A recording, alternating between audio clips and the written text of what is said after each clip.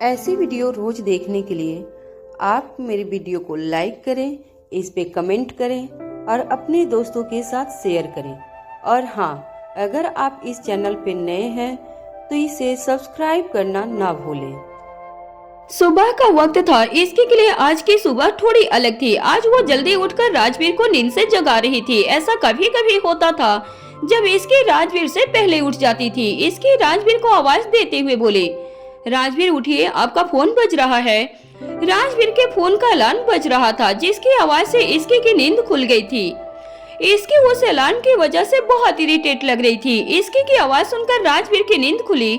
अपनी आंखें खोलने के बाद राजवीर ने इसकी की तरफ देखा, जिसके चेहरे पर जल्दी उठ जाने की वजह से चिढ़ भी थी।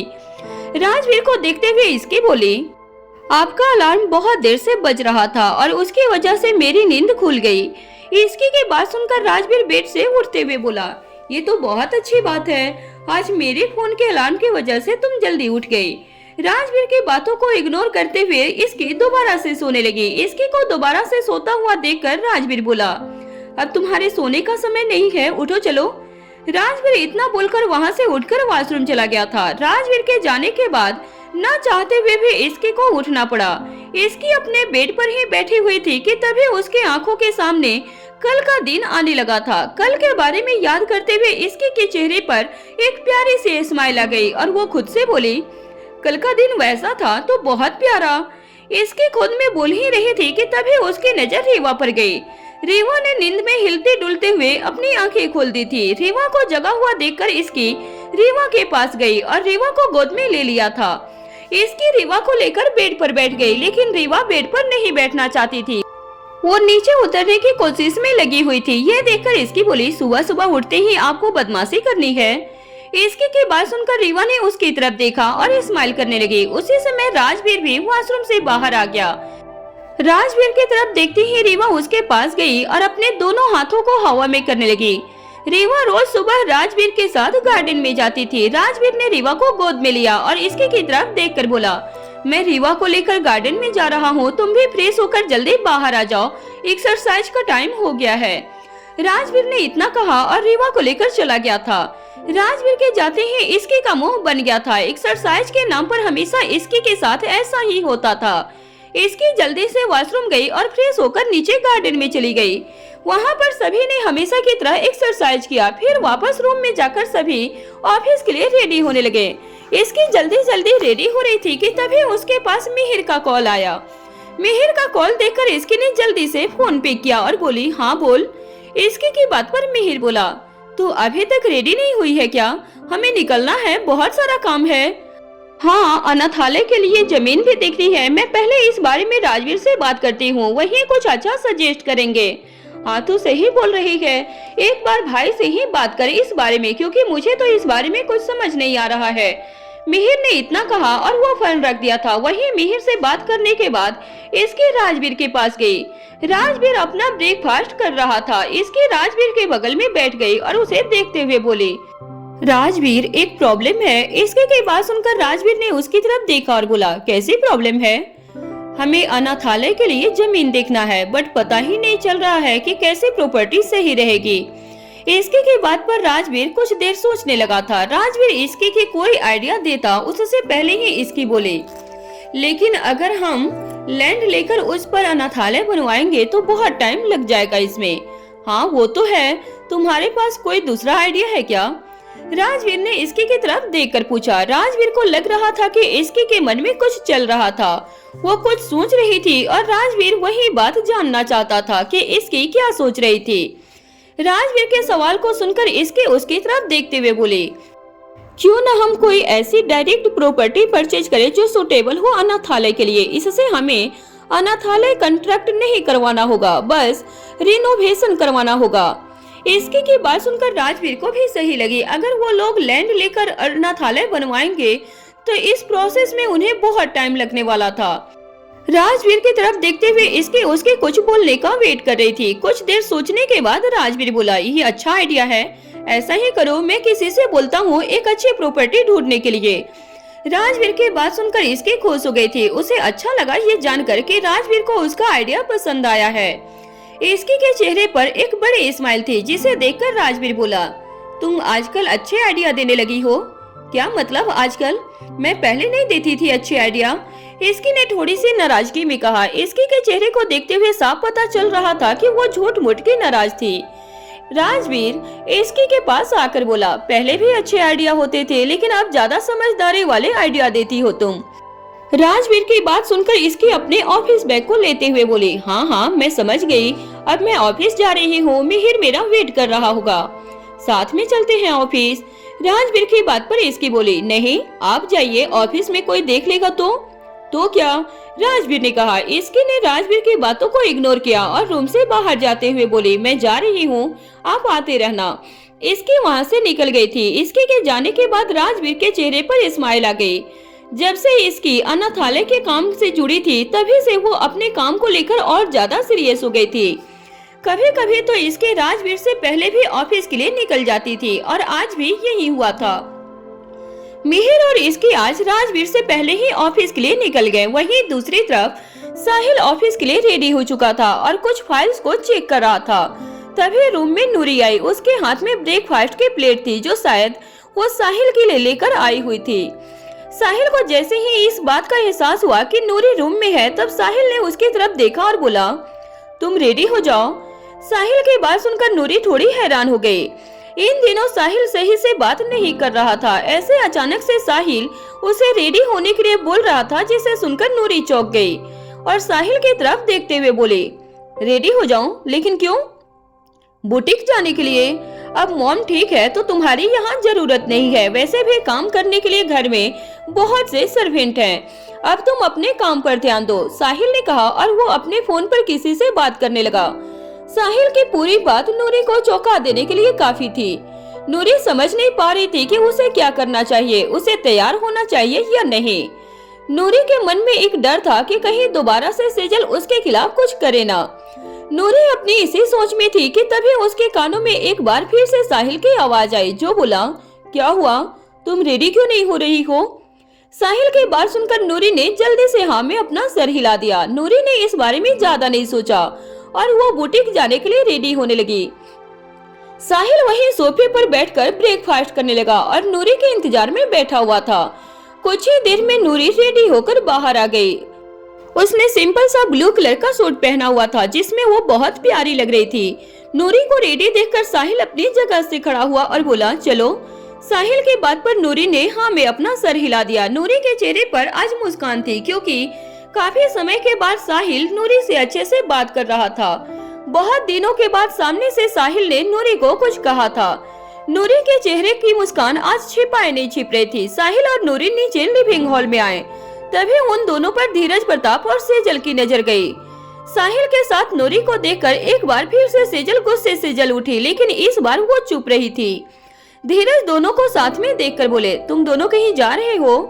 धीरज प्रताप की बात सुनकर साहिल बोला, मैं ऑफिस जा रहा हूँ और नूरी को बुटीक छोड़ दूंगा। साहिल की बात सुनकर धीरज खुश हो गए थे और वो बोले, ये तो बहुत अच्छी बात है, वैसे भी अब सेजल ठीक है तो नूरी अपना काम कर सकती है। धीरज प्रताप खुश थे ये देखकर कि साहिल को नूरी की फिक्र थी। कुछ दिनों से उन्हें भी इस बात की चिंता थी कि कहीं साहिल और नूरी के रिश्ते में किसी की तरह की दूरियां न आ जाए, लेकिन आज दोनों को साथ में देखकर वो भी बहुत खुश थे। वहीं सेजल उन्हें गुस्से में देखते हुए बोली, तुम जो इसके लिए इतना कर रहे हो, क्या ये अकेले बुटीक संभाल लेगी? मुझे नहीं लगता कि इसे बड़े लोगों से कैसे बात करना है ये भी पता है। सेजल ने एक बार फिर से अपनी कड़वी बातें नूरी के लिए बोलना शुरू कर दिया, जिसे सुनकर नूरी को बहुत बुरा लग रहा था और साथ ही डर भी लग रहा था। उसे डर इस बात की लग रही थी कि कहीं फिर से सेजल उसे काम करने से रोक न दे।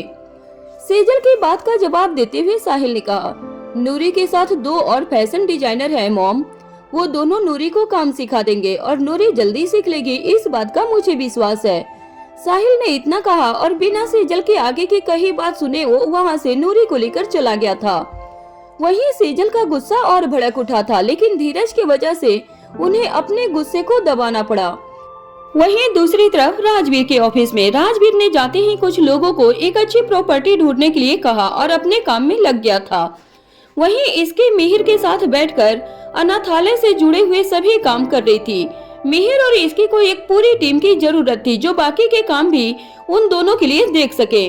फिलहाल तो उन दोनों के पास अभी कोई टीम नहीं था, जिस वजह से दोनों के ऊपर बहुत ज्यादा काम था। इसकी ने अपने आइडिया को मिहिर के साथ भी शेयर किया और मिहिर को वो आइडिया बहुत पसंद आया। मिहिर इसकी की तरफ देखते हुए बोला, हमें एक अच्छी लोकेशन भी चाहिए होगी जिससे फैसिलिटी ज्यादा अवेलेबल हो।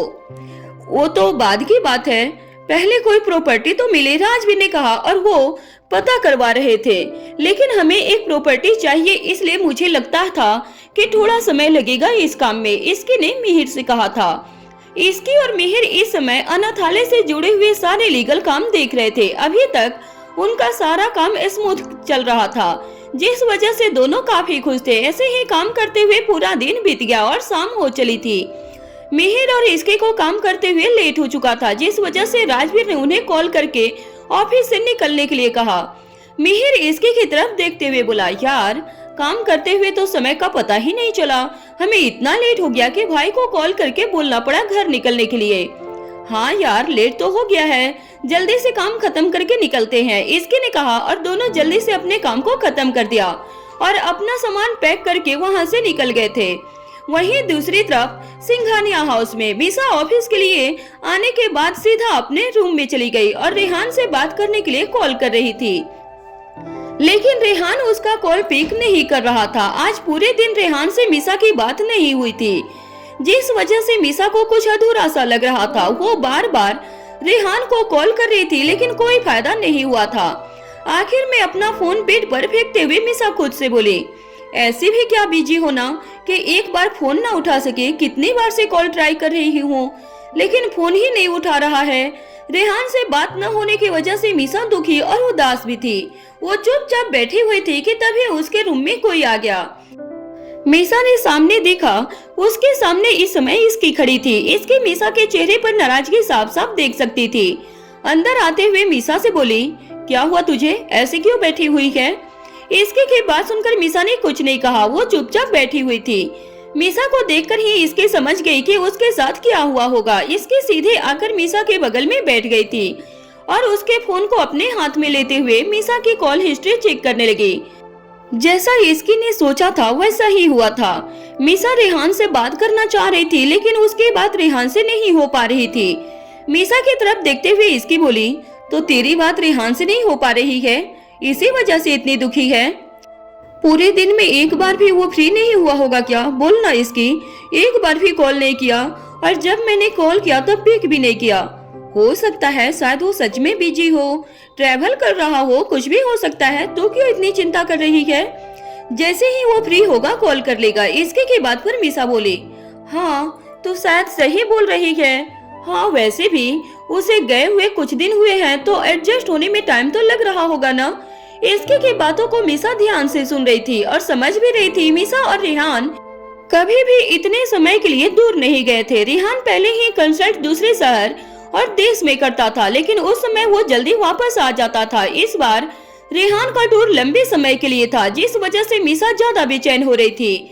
मीसा की तरफ देखते हुए इसकी बोली, अच्छा अब तो रेहान की बात छोड़, हम अपनी बात करते हैं। जब से हम दोनों ने ऑफिस ज्वाइन किया है तब से एक दूसरे से ज्यादा बात नहीं कर पा रहे हैं। इसकी की बातों को सुनकर मीसा हंसते हुए बोली, अच्छा लेकिन हम तो रोज बात करते हैं, तो फिर ज्यादा बात क्यों नहीं कर पाते? मीसा की बात को सुनकर इसकी बोली, हाँ पर पहले तो हम पूरा दिन साथ में रहते थे, लेकिन अब कहाँ रह पाते हैं? इसके की बात सुनकर मीसा बोली, हाँ ये तो बात है, पर अब कर भी क्या सकते हैं, हम दोनों की लाइफ में अलग अलग चल गए हैं। हाँ पर कोई बात नहीं, एटलीस्ट हम एक साथ तो रह पा रहे हैं। इसकी ने आगे कहा, इसकी और मीसा पहले पूरा दिन साथ में रहते थे, अब दोनों अलग अलग जगह पर काम कर रहे थे, जिस वजह से दोनों सिर्फ फ्री टाइम में ही मिल पा रहे थे। टॉपिक को बदलने के लिए मीसा इसकी से बोली, रीवा कहाँ है? मुझे उसके साथ खेलना है। वो अपने पापा के साथ है और राजवीर इस समय रीवा को किसी के पास जाने नहीं देंगे, क्योंकि ये उनका टाइम है रीवा के साथ खेलने का। इसकी ने हंसते हुए कहा। इसकी के बात सुनकर मीसा को भी हंसी आ गई और वो हंसते हुए बोली, ये भी सही है, रहने दे रीवा को भाई के साथ ही। इसकी बोली, हाँ। इसकी ने एक नजर मीसा के रूम पर डाली और चारों तरफ देखते हुए बोली, आज तो तेरा रूम काफी साफ और सेट दिख रहा है। तेरे बोलने का क्या मतलब है? मेरा रूम साफ नहीं रहता क्या? नहीं, मैं ये तो नहीं बोलना चाहती, रहता है तेरा रूम साफ, लेकिन आज ज्यादा नजर आ रहा है, वरना पहले इधर उधर सामान फेंक कर रखती थी। इसकी की बातों पर मीसा ने उसे घूर कर देखा, लेकिन आगे कुछ नहीं कहा था। मीसा और इसकी ने कुछ देर तक और बातें की। उसके बाद मीसा बोली, मैं डैड को देख कर आती हूँ, वो ठीक तो है ना? मीसा के बात पर इसकी बोली, चल मैं भी साथ में चलती हूँ। इसकी और मीसा अर्णव जी के पास गए। अर्णव जी इस समय सोफे पर बैठे हुए एक बुक पढ़ रहे थे। उन्हें बुक पढ़ता हुआ देखकर मीसा बोली, डैड आपको रेस्ट करना चाहिए ना, आप बुक क्यों पढ़ रहे हो? मीसा के बात सुनकर अर्णव जी ने उसकी तरफ देखकर कहा, अब मैं बिल्कुल ठीक हूँ और अब मैं कल से ऑफिस भी जा सकता हूँ। कुछ भी, मैं तब तक आपकी बात नहीं मानने वाली जब तक डॉक्टर नहीं बोल देते, मीसा बोली। मीसा को देखकर साफ पता चल रहा था कि उसने जैसा कहा है वैसा ही करेगी, जिस वजह से अर्णव जी ने एक गहरी सांस ली और बोले, ठीक है, मैं डॉक्टर से ही तुम्हारी बात करवा देता हूँ। डॉक्टर से बात करने के बाद तो तुम मानोगी ना? अर्णव जी ने इतना कहा और अपने डॉक्टर को कॉल लगाकर मीसा को दे दिया। डॉक्टर से बात करने के बाद मीसा को इस बात पर यकीन हुआ कि अर्णव जी अब बिल्कुल ठीक है और वो ऑफिस जा सकते हैं। मीसा अर्णव जी को फोन देते हुए बोली, अब मुझे इस बात का यकीन हुआ और आप ऑफिस आ सकते हो। मीसा की बात सुनकर अर्णव जी अपना फोन लेते हुए बोले, बहुत बहुत धन्यवाद आपका। अर्णव जी की बात पर इसकी और मीसा दोनों हंसने लगे थे। मीसा के काम से अर्णव जी बहुत खुश थे। मीसा ने ऑफिस के काम को उनके पीछे से बहुत अच्छे से हैंडल भी किया था। अर्णव जी मीसा की तरफ देखते हुए उसकी तारीफ में बोले, मुझे अब यकीन हो रहा है कि मेरे बच्चे अब बड़े और समझदार हो गए। मीसा, तुम्हें देखकर पहले कभी नहीं लगा था कि तुम इतनी बड़ी जिम्मेदारी इतनी आसानी से निभा लोगे, बट मुझे तुमने ये किया। I am so proud of you. Arnav ji की बातों को सुनकर मीसा का चेहरा खुशी से खिल गया था। मीसा अर्णव जी को देखते हुए बोली, डैड देखा आपने, मैंने आपसे कहा था ना कि मैं बहुत कुछ कर सकती हूँ, अब तो मैंने आपको प्रूफ भी करके दिखा दिया। हाँ, मुझे इस बात का विश्वास था, लेकिन तुम इतनी जल्दी और इतनी आसानी से बस कर लोगी ये मुझे नहीं पता था। अर्णव जी ने खुशी से कहा। इसकी दोनों की बातों को सुन रही थी और उसे भी मीसा के लिए खुशी हो रही थी। जिस तरह अर्णव जी ने उसकी तारीफ की, कुछ देर तक अर्णव जी से बात करने इसकी और मीसा वहाँ से चले गए थे। इसकी वहाँ से सीधी अपने रूम में चली गई, जहाँ राजवीर और रीवा खेल रहे थे। इसकी को देखकर रीवा जल्दी से भागकर इसकी के पास आई और बोली, मम्मा हाइड हाइड। रीवा की बातों को समझते हुए इसकी बोली, आप पापा के साथ हाइड एंड सीक खेल रही हो? इसकी की बात पर रीवा ने हाँ में अपनी गर्दन हिला दी। इसकी ने रीवा को गोद में लिया और बोली, तब तो मैं भी आप दोनों के साथ हाइड एंड सीक खेलने वाली हूँ। इसकी ने इतना कहा और रीवा को अपनी गोद से नीचे उतार दिया और तीनों खेलने लगे थे। काफी देर खेलने के बाद इसकी रीवा को अपनी गोद में लिए बैठी हुई थी और राजवीर उसके बगल में बैठा था। इसकी की तरफ देखते हुए राजवीर बोला, मुझे नहीं पता था कि तुम हाइड एंड सीक जैसे गेम में भी चीटिंग करोगी। राजवीर के बात सुनकर इसकी चिढ़ते हुए बोली, मैंने कोई चीटिंग नहीं की है, आप ढूंढ नहीं पा रहे थे, इसमें मेरी क्या गलती? इसकी की बात सुनकर राजवीर बोला, ठीक है, तुम्हें नहीं मानना तो मत मानो। राजवीर की बात पर इसके को कुछ नहीं कहा। रीवा इसके की गोद में बैठी बैठी सो गई थी। उसे सोता हुआ देखकर राजवीर बोला, रीवा तो सो गई, खाना खा लिया था क्या? हाँ, मॉम ने शाम को खिला दिया था। इसकी की बात पर राजवीर ने कुछ नहीं कहा और वह वहाँ से उठकर अपने स्टडी रूम में चला गया था। राजवीर के जाने के बाद इसकी ने आराम से रीवा को बेड पर सुला दिया। वहीं दूसरी तरफ आज बुटीक जाने की वजह से नूरी बहुत ज्यादा खुश थी। वहाँ जाकर उसने बहुत सारी बातें जानी और सीखी भी थी। उसका आज पूरा दिन कैसे निकल गया ये उसे खुद भी समझ नहीं आ रहा था। नूरी के चेहरे की मुस्कान आज छिप नहीं रही थी और इस बात को साहिल भी नोटिस कर रहा था। साहिल नूरी के चेहरे की मुस्कान को समझ रहा था और उसे खुशी थी कि नूरी का मन उसके काम में लग रहा था। साहिल अभी भी नूरी से ज्यादा बात नहीं कर पा रहा था, लेकिन पहले से ज्यादा बात करने लगा था। नूरी साहिल की तरफ देखते हुए बोली, मैं आपके लिए खाना लगा दूं क्या? तुम क्यों करोगी, सर्वेंट है वो कर देंगे, तुम भी बाहर से आई हो अपना काम करके, थक गई होगी। साहिल ने नूरी की बात पर कहा। साहिल की बात सुनकर नूरी के चेहरे की मुस्कान बड़ी हो गई थी। उसे ये जानकर खुशी हुई कि साहिल को उसकी चिंता थी। वहीं साहिल ने किसी को अपने और नूरी के लिए डिनर लाने के लिए कह दिया। साहिल की तरफ देखते हुए नूरी बोली, आज का दिन बहुत अच्छा था, बहुत कुछ सीखने को मिला। नूरी की बात पर साहिल के हाथ रुक गए और वो नूरी की तरफ देखते हुए बोला, अभी तो शुरुआत ही शुरू हुई है और आज तुम्हारा पहला दिन था, आगे और मेहनत करनी होगी अगर अच्छा नाम बनाना है तो।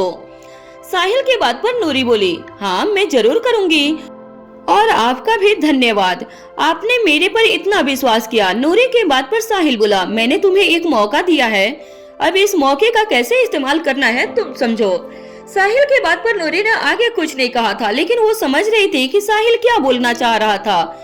नूरी ने अपने मन ही मन कहीं न कहीं ये सोच लिया था कि वो साहिल को अपनी काबिलियत साबित करके ही दिखा देगी।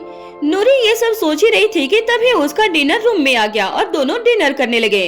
वहीं दूसरी तरफ सिंघानिया मेंशन में इसकी अपने रूम में इधर उधर टहल रही थी। वो प्रॉपर्टी को लेकर थोड़ी परेशान थी, उसे जल्द से जल्द प्रॉपर्टी फाइनल करनी थी, लेकिन अभी तक उसे कुछ पता नहीं चला था। राजवीर ने इसकी को अभी तक प्रॉपर्टी के बारे में कुछ नहीं बताया था, जिस वजह से इसकी थोड़ी परेशान भी थी। इसकी टहल रही थी कि तभी राजवीर अपने स्टडी रूम से बाहर आ गया और इसकी को इस तरह से पूरे रूम में घूमते हुए देखा। क्या हुआ इसकी, ऐसे पूरे रूम में क्यों घूम रही हो? राजवीर की आवाज सुनकर इसकी ने जल्दी से उसे पलट कर देखा और बोली, मैं अनाथालय के प्रॉपर्टी के बारे में सोच रही थी, आज का पूरा दिन निकल गया लेकिन कुछ नहीं मिला। हाँ मैं बताना भूल गया, 2-3 प्रॉपर्टी मिली है, तुम और मिहिर कल जाकर वहाँ विजिट कर लेना, कुछ पसंद आएगा तो उसे फाइनल कर देंगे, नहीं तो अच्छी प्रॉपर्टी का पता करेंगे। राजवीर की बात सुनकर इसके उसके पास जाकर बोली, आपको प्रॉपर्टी मिल गई और आप बताना भूल गए? आपको पता है मैं कितनी परेशान हो रही थी, मुझे ऐसा लग रहा था कि प्रॉपर्टी ढूंढने में बहुत टाइम लगने वाला है। इसकी की बातों को सुनकर राजवीर स्माइल करते हुए बोला, मेरे दिमाग से निकल गया था बताना, लेकिन कोई बात नहीं, अब बता दिया है ना, इसलिए कल जाकर देख लेना और हाँ ज्यादा टेंशन मत लिया करो। राजवीर की बात सुनकर इसकी स्माइल करते हुए बोले, ठीक है मैं कल ही मिहिर के साथ जाती हूँ और उन प्रॉपर्टी को विजिट कर लूंगी, बस अब जल्द से जल्द कोई प्रॉपर्टी पसंद आ जाए और हम उस पर काम करना शुरू कर दें। इसकी की बात पर राजवीर बोला, ओके कल की बात अब कल सोचना, अभी खाना खा लो और जल्दी सो जाओ। राजवीर की बात पर इसकी ने जल्दी से हाँ में अपना सर हिला दिया और दोनों ने साथ में मिलकर डिनर किया। उसके बाद राजवीर और इसकी ने थोड़ी देर और बातें की और फिर दोनों सोने चले गए। सुबह का वक्त था, राजवीर आज जल्दी उठ गया था। राजवीर आज रनिंग करने के बाद पार्क में गया, लौटते वक्त वो इसके के लिए फ्लावर लेके आ गया था। राजवीर जब कमरे में गया तो उसने देखा कि रीवा और इसकी अभी भी सो रहे थे। एक बार उसका मन हुआ कि वो इसकी को एक्सरसाइज करने के लिए उठाए, लेकिन चैन की नींद लेते देख राजवीर समझ गया था कि इसकी आजकल अनाथालय के काम से बहुत ज्यादा थक जाती थी। राजवीर फ्लावर लेके स्टडी रूम में चला गया था। राजवीर ने एक छोटा सा पेपर निकाला और उस पेपर पर कुछ लिखने लगा। उसके बाद राजवीर ने वो फ्लावर और वो नोट इसके के पास वाले टेबल पर रख दिया था, ताकि जब इसके उठे तो उसकी नजर सबसे पहले फ्लावर पर पड़े। राजवीर फ्लावर्स रख के शावर लेने चला गया था। राजवीर जब वापस आया तो उसने देखा कि इसकी अपने हाथों में फ्लावर को लेकर देख रही थी। इसकी के चेहरे की स्माइल देखकर ऐसा लग रहा था जैसे किसी बच्चे को खिलौना मिला हो। इसकी ने जब राजवीर को सामने देखा तो वो पूछा, ये क्या है? जहाँ तक मुझे पता है इसको फ्लावर्स कहते हैं और इसमें शायद खुशबू भी होती है। राजवीर ने इसकी के बात का जवाब दिया। इसकी ये सुनकर हंस पड़ी थी। राजवीर ने एक छोटा सा नोट भी उसके साथ रखा हुआ था। इसकी ने उसे खोला और वो उसे पढ़ने लगी थी। Thank you for being in my life, love your devil. इसकी ये पढ़ के इमोशनल हो गई थी। राजवीर आप बहुत बदमाश हो, सुबह सुबह ऐसे कौन करता है? आपने मुझे सुबह सुबह ही रुला दिया। ठीक है, आगे से मैं तुम्हें शाम को रुलाऊंगा। मैं तो बस तुम्हें थैंक यू कहना चाह रहा था, मुझे नहीं पता था कि तुम्हें ये सरप्राइज इतना गंदा लगेगा और तुम रोने लग जाओगे। हाँ, ये सरप्राइज तो मुझे बहुत गंदा लगा, इसलिए ये आप बार बार लाया करो। और जो आपने इस नोट में लिखा है वो मुझे बहुत पसंद आया, इसलिए आगे से ये नोट मत लिखना। इसकी ने स्माइल करते हुए कहा था। राजवीर समझ गया था कि इसकी बातों को घुमाकर बोल रही थी। कभी कभी थैंक यू बोल देना चाहिए, लेकिन मैडम आगे से मैं ध्यान रखूंगा, ऐसी गुस्ताखी अब दोबारा नहीं होगी। राजवीर ने जैसे ही ये कहा इसकी हंसने लगी थी। दोनों एक दूसरे को देख रहे थे। राजवीर इसके के पास आया और उसने इसके के फोरहेड पे किस कर लिया था। उसके बाद राजवीर तैयार होने चला गया। इसकी ने फ्लावर को पॉट में रखा और राजवीर के लिखे नोट को अपनी डायरी के बीच में रख दिया था। इसके राजवीर के लिए ब्रेकफास्ट लाने चली गई। इसके जब ब्रेकफास्ट लेकर आई तो देखा रीवा भी उठ चुकी थी। रीवा ने जब पॉट में रखे फ्लावर को देखा तो वो बहुत ज्यादा खुश हो गई थी। रीवा ने इसके को देखकर इशारा किया। इसके रीवा के इशारे को समझ गई थी। रीवा फ्लावर्स अपने हाथ में लेना चाह रही थी। इसके ने रीवा को गोद में उठाया और पॉट के पास लेकर गई। राजवीर ने रीवा को फ्लावर्स नहीं तोड़ने देते थे। रीवा ने फ्लावर्स को टच नहीं किया, बस देखकर खुशी हो रही थी। राजवीर ब्रेकफास्ट करते हुए देख रहा था। इसकी राजवीर की तरफ देखी। रीवा को समझ आ गया था कि फ्लावर को नहीं तोड़ना चाहिए। रीवा ने कहा नो। ये सुन इसके और राजवीर दोनों स्माइल करने लगे। इसके रीवा को लेकर कोमल जी को देने आ गए। कोमल जी रूही के कमरे में रूहान के पास बैठी हुई थी। रूही ने कमरे में आते ही रीवा को समझ आ गया था कि यहाँ बेबी रहता है। उसने जैसे ही रूहान को देखा बेबी बेबी कहने लगी थी। इसकी ने रीवा को रूहान के पास बिठा दिया। रीवा ने रूहान का हाथ टच किया तो रूहान ने भी रिएक्ट किया। रीवा को ये देखकर खुशी हो गई थी और वो ताली बजाने लगी। कोमल जी और इसकी वहाँ बैठे बैठे देख रहे थे। कोमल जी ने कहा इसकी तुम जाकर तैयार हो जाओ, तुम्हें ऑफिस जाने में देरी हो रही होगी। इसकी ने कोमल जी से पूछा नहीं मैं रुकती हूँ, रूही दीदी कहाँ है? वो किचन में गई है, आती ही होगी। इसकी ये सुनकर वहाँ से अपने कमरे में आ गई। इसकी जल्दी से तैयार होने लगी थी। तैयार होकर इसकी जब मिहिर के कमरे में आई तो देखा मिहिर अभी तक सो रहा था। उसे सोता देख इसकी को बहुत गुस्सा आया। वो मिहिर को उठाने लगी थी। मिहिर की जब नींद टूटी तो उसने उठते ही कहा क्या हुआ? इसकी ने गुस्से में कहा तू अभी तक सो रहा है, हमें प्रॉपर्टी देखने जाना है, भूल गया है क्या? सॉरी इसकी, मैं कल रात को देर तक काम करता रहा, मुझे कब नींद आ गई मुझे खुद ही पता नहीं चला। झूठ मत बोल। अरे सच में। ठीक है मुझे नहीं मनाना मत मान, मैं जल्दी से तैयार होता हूँ। मिहिर एक बोलकर तैयार होने चला गया था। तब इसके की नजर मिहिर के बेड पर पड़े पेपर्स पर गई जो अनाथालय से रिलेटेड थे। पास में ही मिहिर का लैपटॉप भी खुला हुआ था। इसके को अब एहसास हुआ कि मिहिर सच बोल रहा था। उसने बिना सुने और समझे मिहिर पर गुस्सा कर दिया था। इसके को बहुत बुरा लग रहा था। मिहिर जब तैयार होके आया तो इसके ने कहा सॉरी मिहिर, मैंने बेमतलब का गुस्सा किया। अरे इट्स ओके, तू ज्यादा मत सोच, अब जल्दी से निकलते हैं, पहले ही लेट हो चुके हैं, मिहिर ने कहा। इसकी को मिहिर के बात सुनकर तसल्ली हो गई थी कि मिहिर उसकी बात का बुरा नहीं माना। इसकी और मिहिर शहर में प्रॉपर्टी देखने के लिए निकल गए थे। जिस प्रॉपर्टी को दोनों देखने आए थे दरअसल वो एक स्कूल था जो बहुत समय से बंद पड़ा था। इसकी और मिहिर जब प्रॉपर्टी के गेट पर पहुंचे तो वो बिल्डिंग देखकर चौंक गए थे। दोनों के सामने सफेद रंग की 2 मंजिला बिल्डिंग थी जिसे देखकर ऐसा लग रहा था कि अभी बनकर तैयार हुई थी। इसकी ये प्रॉपर्टी है क्या? मिहिर ने इसकी से पूछा। हाँ एड्रेस तो यहीं का था, मैप पर भी यहीं का दिखा रहा है। इसके ने मिहिर की बात का जवाब दिया। मिहिर ने कहा वहाँ गेट पर एक बड़ा आदमी खड़ा है, उसी से पूछते हैं। दोनों कार से बाहर आ गए। गेट के पास पहले ही एक ब्रोकर उन दोनों का इंतजार कर रहा था। ब्रोकर उन दोनों के पास आकर बोला आप जरूर इसकी और मिहिर हैं? समर जी ने फोन पर बताया था कि आप लोग आएंगे तो मैं पहले ही यहाँ आ गया था। आइए अंदर चलते हैं, ब्रोकर ने कहा और फिर तीनों अंदर चले गए। मिहिर ने गेट के अंदर आते ही कहा ये तो बिल्कुल नई प्रॉपर्टी है, ऐसा लगता है इसका ज्यादा यूज नहीं हुआ है। जी आपने बिल्कुल ठीक कहा, कोरोना के ठीक 2 साल पहले ही ये स्कूल और हॉस्टल बनकर तैयार हुए थे। यहाँ बच्चों के लिए सारी फैसिलिटीज है। कोरोना तो खत्म हो गया लेकिन ये स्कूल हमेशा के लिए बंद हो गया था। इसकी ने सवाल किया क्यों? कोरोना के बाद स्कूल वापस से शुरू क्यों नहीं हुआ? दरअसल इस स्कूल के मालिक और उनके बेटे की कोरोना में डेथ हो गई थी। दोनों बाप बेटे इस स्कूल को चलाते थे। वो ये स्कूल पैसों के लिए नहीं चला रहे थे। यहाँ बहुत कम फीस पर बच्चों को पढ़ाया जाता था।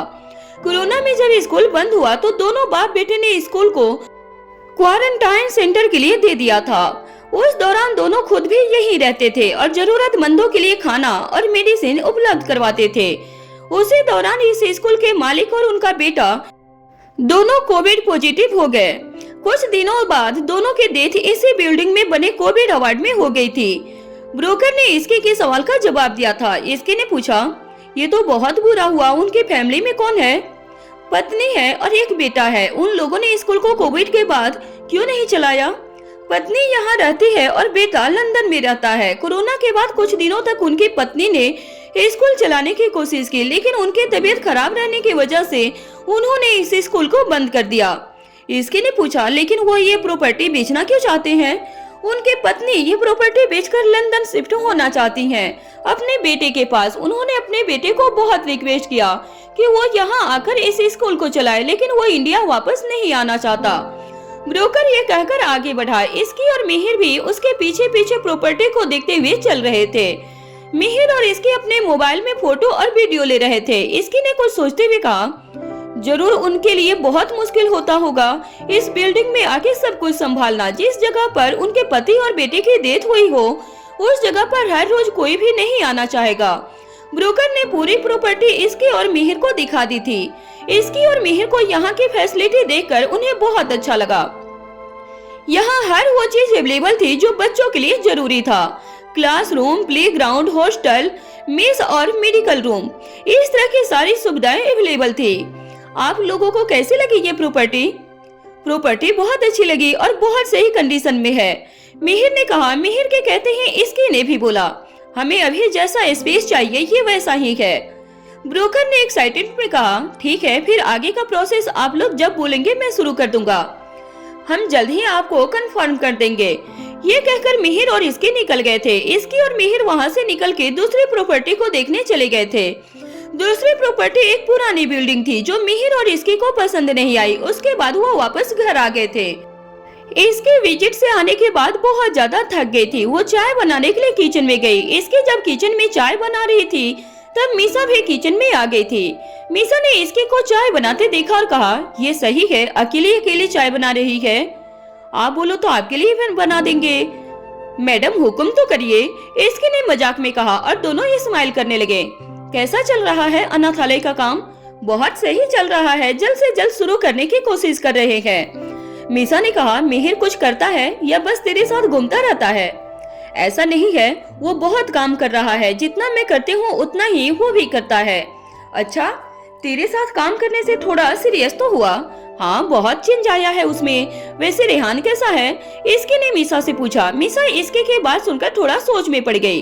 फिर मीसा ने कहा, अच्छा है, लेकिन ज्यादा बात नहीं हो पा रही है। जब मैं कॉल करती हूँ तो वो बिजी रहता है, जब वो कॉल करता है तो मैं बिजी रहती हूँ। मैं बहुत मिस कर रही हूँ। इसकी मीसा का चेहरा देखकर समझ गई थी। कुछ सोचने के बाद इसकी ने एक्साइटेड होकर कहा, मेरे पास एक आइडिया है, तू एक बार रेहान से जाकर मिला। ये सुनकर मीसा सोच में पड़ गई और बोली, नहीं यार, इतनी दूर जाना आना नहीं हो पाएगा और मुझे ऑफिस से छुट्टी लेनी पड़ेगी। मैं अभी ऑफिस से छुट्टी नहीं लेना चाहती। अरे मीसा, तो वीकेंड पर चली जा, तेरा ऑफिस का काम भी डिस्टर्ब नहीं होगा। और तो और मैं तो कहती हूँ तो वहाँ पहुँचकर रेहान को सरप्राइज दे दे। तो ऐसा कर, उसकी टीम में किसी के नंबर से कांटेक्ट कर ले और उसकी हेल्प से प्लान करके अचानक वहाँ पहुँच जा। रेहान भी खुश हो जाएगा और तेरे बेचैन दिल को भी आराम मिल जाएगा। इसकी ने एक्साइटमेंट के साथ कहा। मीसा ये सुनकर सोचने लगी थी। ज्यादा सोच मत। इसकी ने मीसा के कंधे पर हाथ रखकर कहा, मैं सोचती हूँ इसके बारे में। वैसे आइडिया बुरा नहीं है तेरा, thank you for this idea. इसकी ने मीसा के आगे अपना दाहिना हाथ बढ़ाया और कहा, तो निकाल 10,000 प्लस 2,000 GST। मीसा ने पास में पड़े अदरक को उठाकर इसके के हाथ में रख दिया था। इस बात पर इसकी और मीसा खूब हंसे थे। इसकी ने मीसा के लिए भी कप में चाय निकाली। दोनों ने साथ में चाय पी और अपने अपने कमरे में चले गए। इसकी अपने कमरे में आकर अपना काम करने लगी थी। थोड़ी देर के बाद राजवीर भी ऑफिस से आ गया। कमरे में आते ही उसने इसकी को काम करते देखा। राजवीर इसकी को बिना कुछ बोले कपड़े चेंज करके कमरे से बाहर चला गया। इसकी को समझ नहीं आया कि राजवीर कमरे से बिना बात किए बाहर क्यों चले गए। इसकी को तो बहुत बुरा लगा था। उसके बाद राजवीर ऑफिस से आने के बाद समर से गार्डन एरिया में बैठकर कुछ डिस्कस कर रहा था। आजकल समर राजवीर से अक्सर घर पर ही ऑफिस से जुड़ी कोई सी जरूरी बात कर लेता था। समर ज्यादा समय ऑफिस में नहीं रहता था। इसके राजवीर को ढूंढते हुए गार्डन एरिया में आ गई। उसने समर और राजवीर को बैठकर बातें करते हुए देखा तो वो रुक गई थी। उसे लगा दोनों कुछ जरूरी बातें कर रहे थे। वो उन्हें डिस्टर्ब नहीं करना चाहती थी। इसकी थोड़ी देर वहीं खड़ी रही, लेकिन उससे रहा नहीं गया। आप यहाँ बैठे हो, मुझे लगा ऑफिस से आकर आप वापस ऑफिस तो नहीं निकल गए। इसकी ने ताने मारते हुए कहा। इसकी की बात सुनकर समर और राजवीर दोनों स्माइल करने लगे। मैं समर से कुछ जरूरी बात कर रहा था, मैं अंदर आने ही वाला था। इसके दोनों के पास आकर कुर्सी पर बैठ गई। आप दोनों बातें करिए, मैं अंदर जाता हूँ। ये कहकर समर वहाँ से जाने के लिए उठा तो इसकी ने कहा, आप कहाँ जा रहे हो? बैठो, आप लोगों को कुछ बताना है। इसके के कहने पर समर बैठ गया था। इसकी ने राजवीर और समर को आज के प्रॉपर्टी विजिट की सारी बातें बता दी। इसकी ने उस प्रॉपर्टी और वहाँ अवेलेबल फैसिलिटीज की फोटो और वीडियो भी राजवीर और समर को दिखा दी। राजवीर और समर को फोटो और वीडियो देखकर ये अंदाजा हो गया था कि प्रॉपर्टी बहुत अच्छी है। अभी के लिए हमें इससे अच्छी जगह नहीं मिल सकती अनाथालय के लिए। अगर तुम श्योर हो तो समर जल्द से जल्द उस प्रॉपर्टी की डील और उसके लीगल वर्क को पूरा कर लेगा। इसकी ने कहा, हाँ, आज जो 2 प्रॉपर्टी हमने देखी उनमें से मुझे ये सही लगी। राजवीर ने समर से कहा, समर तुम उस प्रॉपर्टी की डील जल्द से जल्द पूरी करो। सर मैं कल ही इसका काम करवाता हूँ। इसकी तुम उस प्रॉपर्टी के रिनोवेशन के बारे में सोचना शुरू कर दो। क्या क्या रिनोवेशन होना है और तुम्हें क्या क्या चेंजेस करना है, ये सब की तैयारी शुरू करो। समर तुम रिनोवेशन के लिए बेस्ट टीम भी ढूंढ लेना। जब तक डील फाइनल होगी तब तक हमें रिनोवेशन का फाइनल करना होगा ताकि हमें कोई डिले ना आ जाए। ठीक है? हाँ, एक और बात, मुझे और मिहिर को एक टीम की जरूरत है जो बाकी के काम देख सके। मैं सोच रही थी क्यों ना हम इस सिलसिले में एक मीटिंग रखें जिससे हम बाकी चीजों के बारे में बात करें। अभी के लिए एक छोटी टीम भी हमारा काम हो जाएगा, लेकिन आगे हमें मैनेजमेंट, एडमिनिस्ट्रेशन, ऐसे सारे डिपार्टमेंट्स के लिए टीम चाहिए होगी। ठीक है समर, तुम एक टीम बनाओ। उस टीम में उन लोगों को रखो जो हमारे खास लोग हैं। उस मीटिंग में उन लोगों को भी बुला लेना। लेकिन हम ये मीटिंग रखेंगे कहाँ? इसकी के ऑफिस में अलग ही पहचान है। समर ने दोनों से सवाल किया था। तुम ठीक कह रहे हो समर, मैं नहीं चाहता कि इसकी की सच्चाई ऑफिस में किसी को पता चले। हम ऑफिस खत्म होने के बाद ये मीटिंग कर सकते हैं ताकि बात ज्यादा लोगों तक ना फैले। ओके सर, समर ने जवाब दिया। समर ये बोलकर अंदर चला गया था। राजवीर और इसके दोनों वॉक करने लगे। इसकी वॉक करते हुए कुछ सोच रही थी। थोड़ी देर के बाद उसने कहा, मैं आज जब वहाँ गई तो मुझे पता चला कि कैसे वहाँ के मालिक और उनका बेटा बच्चों का फ्यूचर बनाने के लिए वो स्कूल चला रहे थे। मैं भी अनाथालय में किसी तरह की कमी नहीं होने देना चाहती। तुम टेंशन मत लो, हम ऐसा अनाथालय बनाएंगे कि जिसमें बच्चों की सेफ्टी, एजुकेशन जैसे सारी चीजें होगी। अब अंदर चलो, रीवा ढूंढ रही होगी। इसकी और राजवीर उसके बाद अंदर आ गए थे। वहीं दूसरी तरफ साहिल ऑफिस का काम खत्म करके नूरी से मिलने बुटीक आया हुआ था। नूरी बुटीक के काम में बिजी थी। साहिल नूरी को ध्यान से देख रहा था। नूरी का चेहरा देखकर साहिल को सोचने लगा था। साहिल को एहसास हुआ कि वो नूरी को अभी तक वो प्यार और केयर नहीं दे पाया था जिसकी वो हकदार थी। साहिल को आज एक शादी में जाना था। जब वो ऑफिस से निकल रहा था तो उसे एक आइडिया आया कि क्यों न वो नूरी को भी साथ ले जाए। बहुत दिनों से नूरी को कहीं बाहर लेकर नहीं गया था। नूरी ने जब साहिल को देखा तो वो काम को बीच में रोककर वो साहिल के पास आ गई। आप यहाँ? नूरी ने साहिल से सवाल किया। नूरी को समझ नहीं आ रहा था कि साहिल अचानक यहाँ क्यों आया था। तुम्हें लेने आया हूँ। हम दोनों आज एक शादी में जा रहे हैं। तुम जल्दी से काम खत्म करके घर चलो। वहाँ से तैयार होकर हमें शादी में जाना है। ठीक है, मैं अभी आती हूँ। नूरी ये कहकर चली गई थी। नूरी को समझ में नहीं आ रहा था, लेकिन वो बहुत खुश थी। उसे अपना काम समेट कर रख दिया था। उसने बुटीक के स्टाफ को सब कुछ समझा दिया और फिर वो साहिल के पास आ गई थी। साहिल और नूरी बुटीक के बाहर आ गए थे। नूरी जब से कार में बैठी थी कुछ भी नहीं बोल रही थी। नूरी विंडो से बाहर देखे जा रही थी। थोड़ी देर के बाद साहिल ने पूछा, कैसा था आज का दिन? अच्छा था, नूरी ने साहिल की तरफ मुड़कर कहा। साहिल ने कहा, तुम अपने काम में इतनी खोई हुई थी कि मेरे आने का तुम्हें पता नहीं चला। ये सुनकर नूरी के चेहरे पर स्माइल आ गई। ये देखकर साहिल को बहुत अच्छा लगा। वो जानता था कि नूरी को काम करना बहुत अच्छा लगता था और नूरी इस बात से खुश थी कि साहिल उसे अपने साथ बाहर ले जाने आया हुआ था। दोनों घर पहुंचकर तैयार होने चले गए। थोड़ी देर के बाद जब नूरी तैयार होकर कमरे में आई तो साहिल उसे देखता रह गया। बहुत दिनों के बाद उसने नूरी का यह रूप देखा था। बहुत अच्छी लग रही हो, चले क्या? साहिल ने कहा। यह सुनकर नूरी के चेहरे पर स्माइल आ गई थी। नूरी ने जवाब दिया, हाँ चलते हैं। अंदर ही अंदर नूरी को इस बात का भी डर था कि कहीं सेजल दोनों को बाहर जाते हुए देखकर कुछ कहने न लग जाए। अपने मम्मी जी को बताया कि हम बाहर जा रहे हैं। नहीं, उसमें बताना क्या है, चलो चलते हैं। साहिल कमरे से बाहर आया तो नूरी उसके पीछे पीछे आ गई थी। जब नूरी हॉल में आई तो उसने देखा कि वहाँ सेजल नहीं थी। तब उसे बहुत सुकून मिला। दोनों घर से निकलकर शादी में आ गए। साहिल ने नूरी को बहुत लोगों से मिलवाया भी था। बहुत दिनों के बाद नूरी इतने लोगों से मिली थी। नूरी थोड़ा नर्वस फील कर रही थी। साहिल को ये बात समझ में आ गई थी, इसलिए उसने पूरी शादी में उसका हाथ पकड़े रखा। साहिल ने नूरी से पूछा, तुम्हें भूख लगी है? नूरी ने जवाब दिया, हाँ। साहिल ने नूरी को पास में पड़ी कुर्सी पर बैठने के लिए कहा। साहिल थोड़ी देर के बाद प्लेट में खाना लेकर आ गया। साहिल और नूरी खाना खाने लगे। दोनों पहली बार एक साथ एक प्लेट में खाना खा रहे थे। उसके बाद साहिल नूरी के लिए आइसक्रीम लेकर आ गया। नूरी आइसक्रीम खाते हुए कुछ सोच रही थी। नूरी इस शादी में आकर अपनी शादी के बारे में सोच रही थी।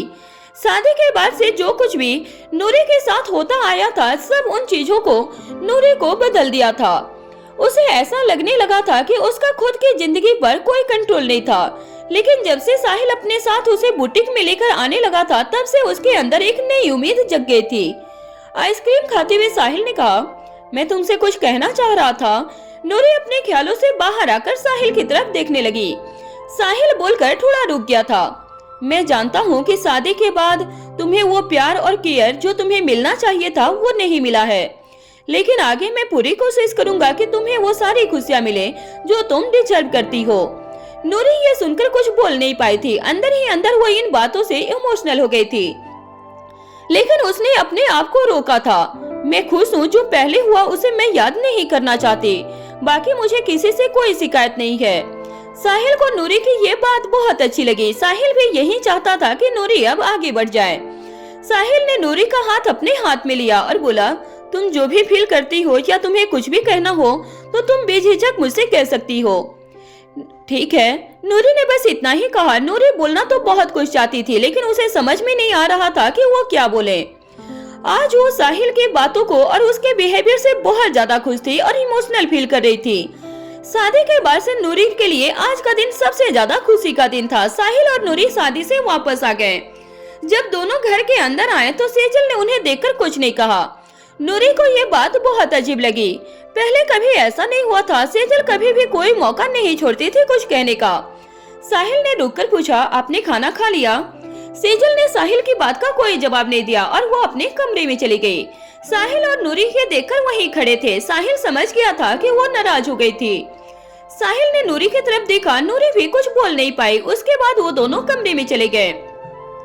सिंघानिया मेंशन के बाहर एक कार में ड्राइविंग सीट पर एक आदमी बैठा सो रहा था। दूसरी सीट पर उसका फोन पड़ा था। उस पर बार बार किसी नंबर से कॉल आ रहा था। वो आदमी गहरी नींद में सो रहा था, इस वजह से उसे रिंग का पता नहीं चला।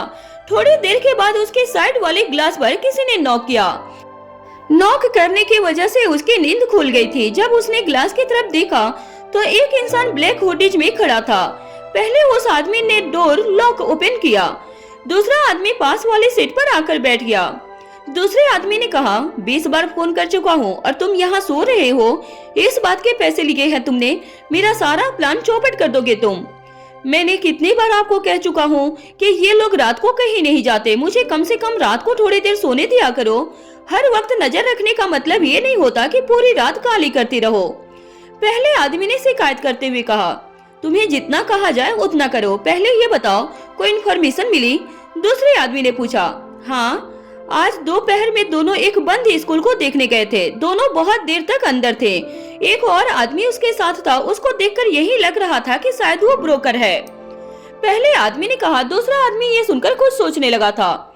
बंद स्कूल क्यों? ऐसा क्या कर रहे हैं ये लोग? पहले आदमी ने जवाब दिया, शायद वो स्कूल खोलना चाह रहे हैं। कुछ भी हो, हमें पूरी नजर बनाए रखनी है। तुम्हें बस इतनी इन्फॉर्मेशन मिली? दूसरे आदमी ने पहले आदमी से पूछा था। मेरे पास इन्फॉर्मेशन है, लेकिन आप अपनी जेब थोड़ी और ढीली करो और इन्फॉर्मेशन मिल जाएगा। पहले आदमी ने जवाब दिया। दूसरे आदमी ने अपनी जेब से पैसों भरा लिफाफा निकाला और उसको दे दिया था। कुछ दिनों पहले इन लोगों ने एक अनाथालय के डायरेक्टर और वहाँ के कुछ लोगों को रंगे हाथ पकड़वाया था। पहले आदमी ने कहा। दूसरे आदमी को अभी भी कुछ समझ में नहीं आ रहा था। ठीक है, और पैसे मिल जाएंगे, लेकिन काम सही से करो। ये सोने के पैसे नहीं दे रहा हूँ मैं। मुझे किसी भी तरह से इस फैमिली को बर्बाद करना है, चाहे जो करना पड़े। इस परिवार को अपनी इज्जत और पैसे का बहुत घमंड है। मैं उनके इज्जत और पैसा दोनों छीन लूंगा। मैं पूरी कोशिश करूंगा। हाँ, एक बात का ध्यान रहे, हमेशा इतनी दूरी बना के रखना ताकि उन्हें पता न चले कि तुम उन पर नजर रख रहे हो।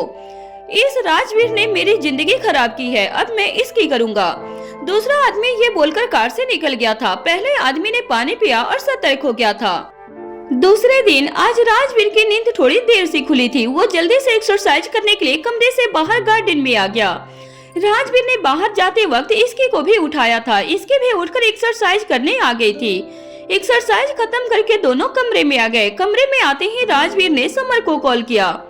समर ने ये कॉल बताने के लिए किया था कि वो आज की मीटिंग कंफर्म हो गई है। राजवीर ने इसकी को मीटिंग के बारे में बता दिया। उसके बाद राजवीर तैयार होने चला गया। इसकी उसके लिए ब्रेकफास्ट लेने चली गई थी। ब्रेकफास्ट करके राजवीर ऑफिस चला गया था।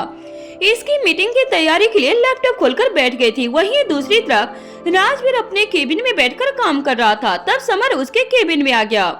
समर के आते ही राजवीर ने उससे पूछा, मीटिंग की सारी तैयारी हो गई? हाँ, मैंने अपने सारे लॉयल टीम मेंबर्स को पर्सनली इन्फॉर्म कर दिया है। समर राजवीर के बात का जवाब दिया था। समर, तुम एक काम करो, आज की मीटिंग इस ऑफिस में नहीं गेस्ट हाउस में रखो। सर, ऐसा क्यों? समर ने राजवीर से सवाल किया था। इस ऑफिस में इसके से बहुत लोग जेलस फील करते हैं। मैंने कई बार नोटिस किया है, इस ऑफिस में लोग इसके पर कड़ी नजर रखते हैं। अगर किसी को पता चल गया तो हम आगे कभी भी इसके के फेक आइडेंटिटी का फायदा नहीं उठा पाएंगे। ठीक है, मैं गेस्ट हाउस में अरेंज करवाता हूँ। समर ये बोलकर केबिन से बाहर चला गया था। शाम का वक्त था। गेस्ट हाउस में सब लोग मीटिंग के लिए पहुंच गए थे। समर ने गेस्ट हाउस के कॉन्फ्रेंस रूम में मीटिंग की व्यवस्था की थी। समर अपने सबसे लॉयल 5 मेंबर्स को इस मीटिंग में बुलाया था। राजवीर और बाकी के लोग जब कॉन्फ्रेंस रूम में पहुंचे तो देखा कि इसकी और मिहिर वहां पहले से ही मौजूद थे। सभी लोगों ने एक दूसरे को ग्रीट किया था। सब लोग अपनी अपनी जगह पर बैठ गए। इसकी और मिहिर लैपटॉप लेकर कुछ डिस्कस कर रहे थे। राजवीर ने दोनों को अपने पास बुलाया। मीटिंग शुरू करें? राजवीर ने दोनों से पूछा। हाँ, हम तैयार हैं। राजवीर के पास वाली चेयर पर इसकी बैठ गई। मिहिर भी उसके पास बैठ गया था। उसके बाद राजवीर ने मीटिंग की शुरुआत की। Welcome everyone. समर ने आप लोगों को बताया होगा कि आज हम यहाँ क्यों मिल रहे हैं। मैं उन बातों को रिपीट नहीं करना चाहूँगा। राजवीर ने वहाँ मौजूद सभी टीम मेंबर से कहा और इसकी की तरफ इशारा किया। इसकी समझ गई कि राजवीर मीटिंग को आगे बढ़ाने के लिए बोल रहे थे। आप लोगों को समर ने बताया होगा कि हम लोग अनाथालय खोलने की तैयारी में लगे हैं। अभी तक मैं और मिहिर इस प्रोजेक्ट पर काम कर रहे थे। आज से आप लोग इस टीम के पार्ट हैं। मैं आपको एक पीपीटी दिखाती हूँ जिससे आपको इस प्रोजेक्ट का विजन और वर्क जो रिक्वायरमेंट है वो समझने में हेल्प मिलेगी।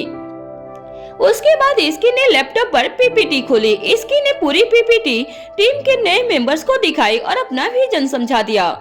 राजवीर ये सब देखकर बहुत प्राउड फील कर रहा था। वो सिर्फ इसके के लिए ही नहीं, साथ ही साथ मिहिर के लिए भी बहुत खुश था।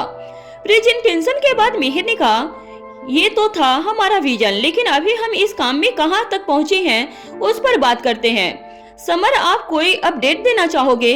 उसके बाद मिहिर ने समर की तरफ इशारा किया। हाँ, उस बंद स्कूल की डील फाइनल हो गई है। बहुत जल्द सारे पेपर वर्क हो जाएंगे। समर ने जैसे ही कहा, इसकी और मिहिर बहुत खुश हो गए। राजवीर ने समर से कहा, हम कब से रेनोवेशन शुरू कर सकते हैं? हम जब चाहें तब रेनोवेशन शुरू कर सकते हैं। बिल्डिंग के ओनर डील से बहुत खुश हैं। उन्होंने ग्रीन सिग्नल दे दी है। That's so good, very good work summer.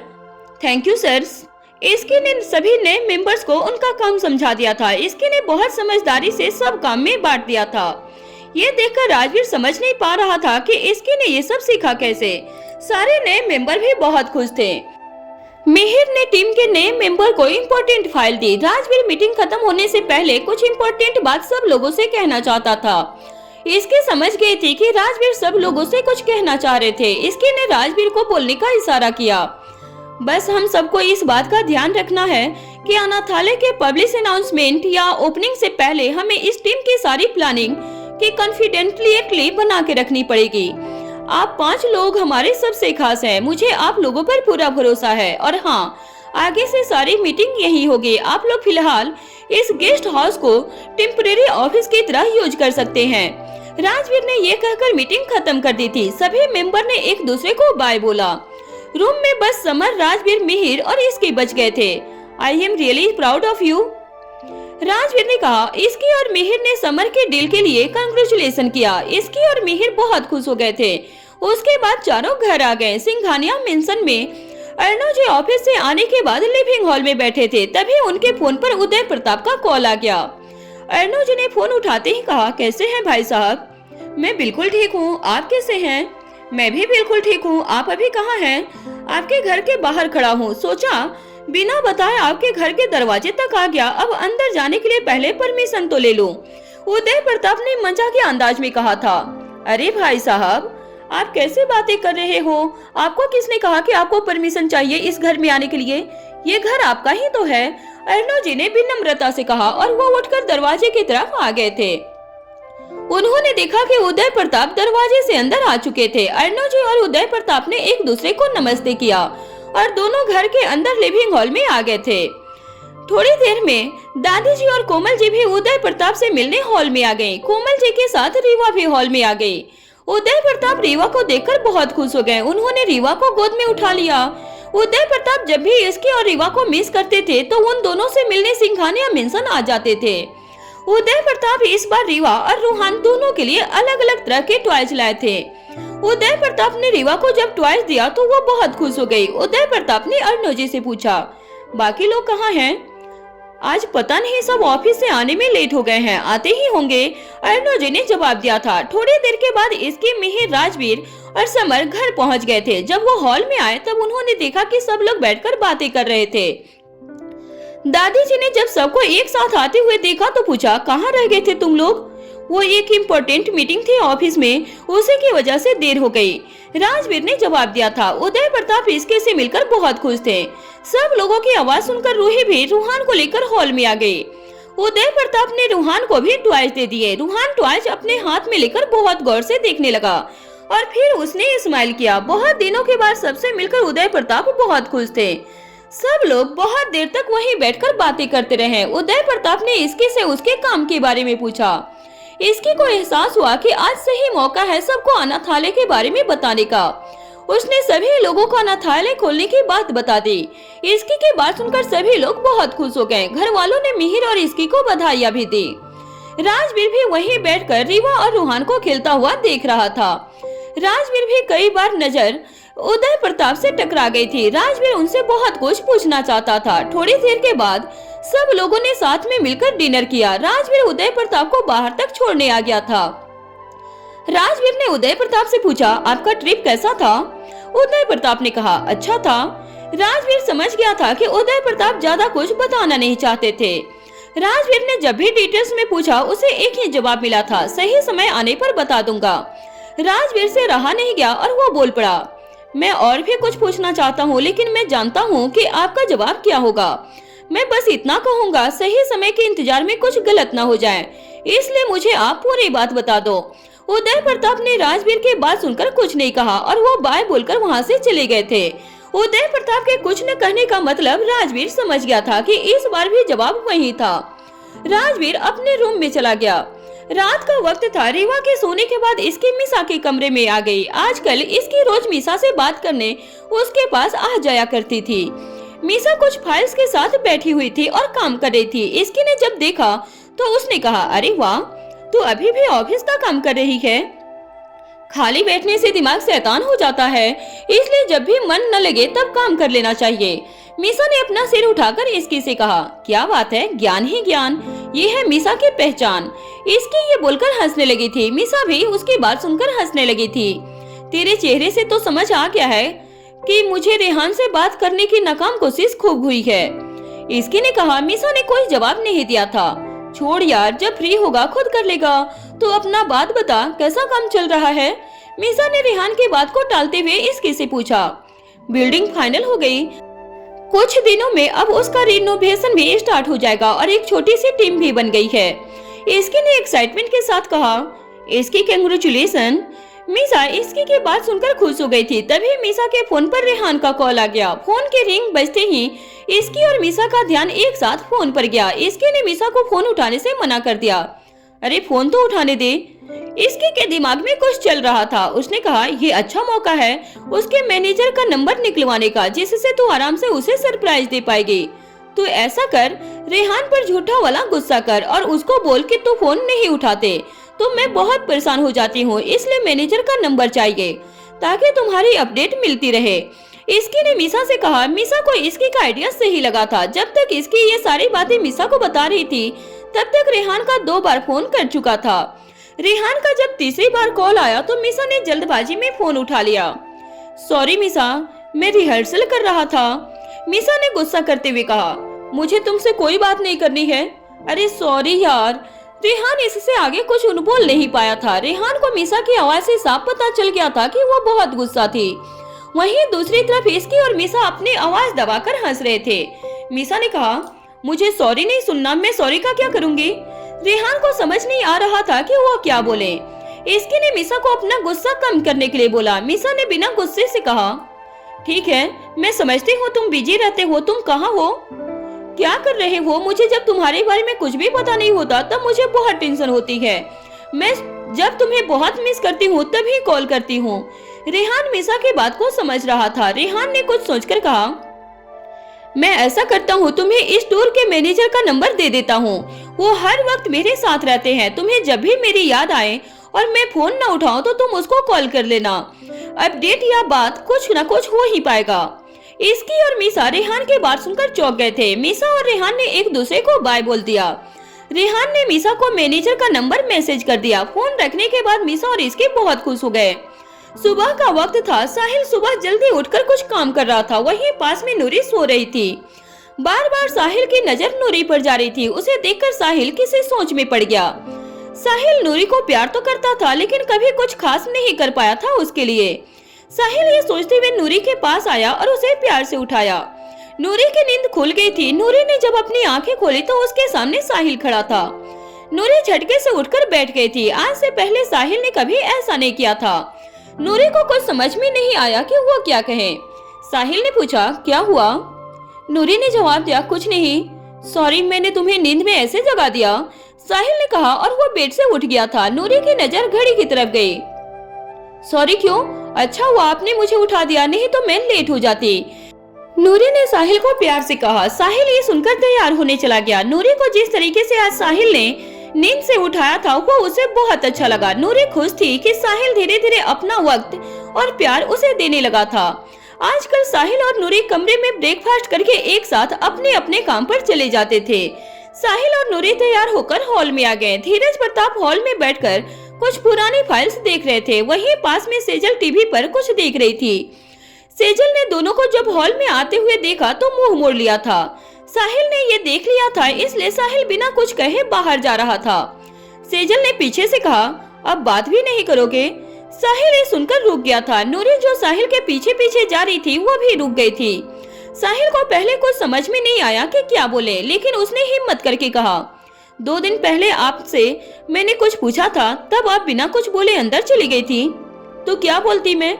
सारी चीजें या तो तुम अपने मन से करते हो या इसके कहने पे करते रहते हो। हमें न बताते हो न ही पूछते हो। जो ये कहती है वही सही है तुम्हारे लिए, सेजल जी ने नाराजगी में कहा। धीरज प्रताप ये सब सुन रहे थे लेकिन वो कुछ बोल ना सके। मॉम, ऐसा क्या कर दिया मैंने या नूरी ने? एक शादी में ही तो गए थे और ऐसा नहीं था कि मैं बताना नहीं चाहता था। मैं आपके कमरे में आया था आपको बताने के लिए, लेकिन आप सो रही थी, साहिल ने परेशान होकर कहा। साहिल अब इस तरह की बातों से बहुत थक चुका था। नूरी चुपचाप वहीं खड़ी थी। धीरज प्रताप ने कहा, अब जाने भी दो, क्या रखा है इन सब बातों में?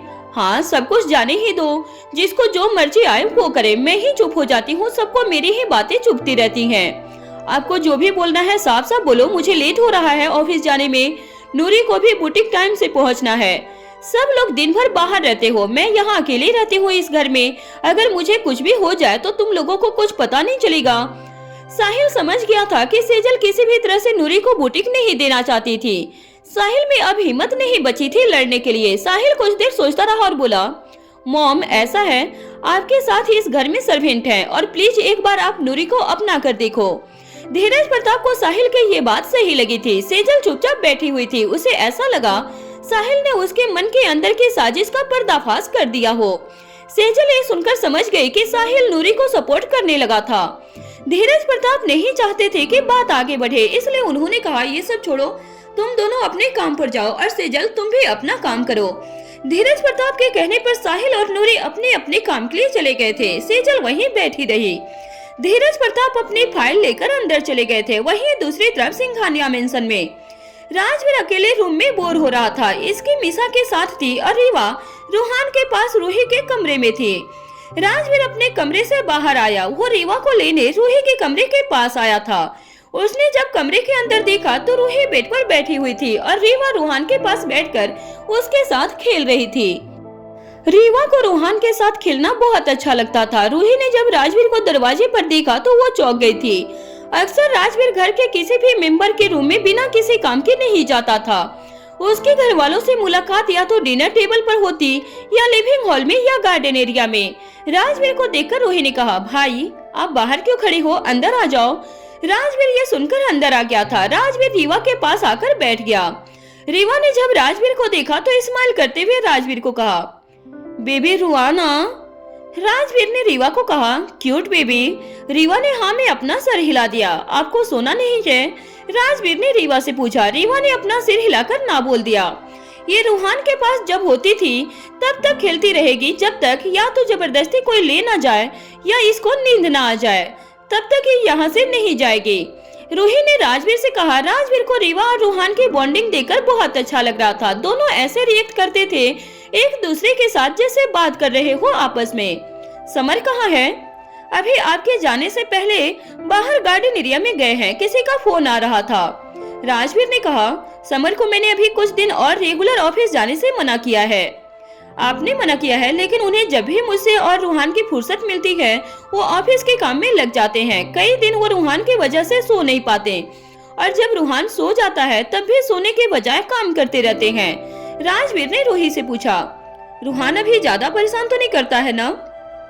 इसकी बस एक बुरी आदत है, किसी रात बिल्कुल भी नहीं सोता है। मैं कोशिश कर रही हूँ इसको रात में टाइम से सुलाने की। राजवीर ने कहा, थोड़े टाइम में हो जाएगा, बस इसको शाम को मत सुलाया करो।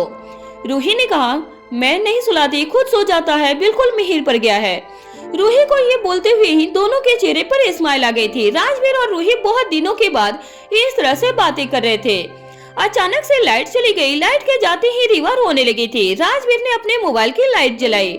रीवा को रोता देखकर रूहान भी रोने लगा था। रूही ने रूहान को गोद में उठा लिया। राजवीर रीवा को चुप करा रहा था। रूहान मोबाइल की लाइट देखकर चुप हो गया था। वो मोबाइल की लाइट पर हाथ से मारने लगा था। ये देखकर रीवा चुप हो गई थी। रूही और राजवीर उन दोनों के रोने और चुप होने को देखकर हंसने लगे थे। कोमल जी बच्चों की आवाज सुनकर कमरे में आ गई। कोमल जी ने देखा राजवीर बेड पर बैठा हुआ था।